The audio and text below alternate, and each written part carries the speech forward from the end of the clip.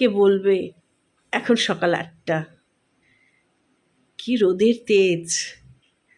এই রাস্তাটা আমাদের গ্রামের উত্তর পূর্ব দিকে। রাস্তার দুপারেই ক্ষেত রয়েছে। যাদের ক্ষেত তারা বাঁশের কঞ্চি দিয়ে বেড়া দিয়ে দিয়েছে, সীমানা নির্দেশ করেছে। এদিকে একটা জিরহুল গাছ, এই যে বেগুনি রঙের ফুল, জিরহুল গাছের ফুল। আসলে খুব হাঁটতে ইচ্ছে করছিল সকালবেলা, তাই বেরিয়ে পড়েছি।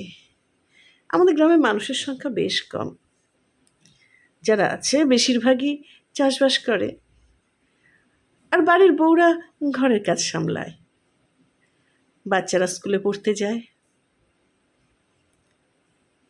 রাস্তার দুপাশে খেতে বেশ জল জমেছে। আসলে কালকে রাত্রে অনেকটা বৃষ্টি হয়েছে, আকাশটা তাই বোধহয় আজকে এত নীল। মেঘ তো দেখতেই পাচ্ছি না, খুব কম মেঘ। তবে হাঁটতে বেশ ভালোই লাগছে, যদিও রোদের তেজটা বেশ বেশি। তাই একটা ছাতা নিয়েই এসছি।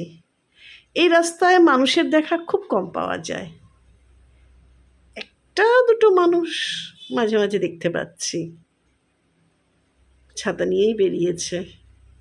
এত রোদ তো।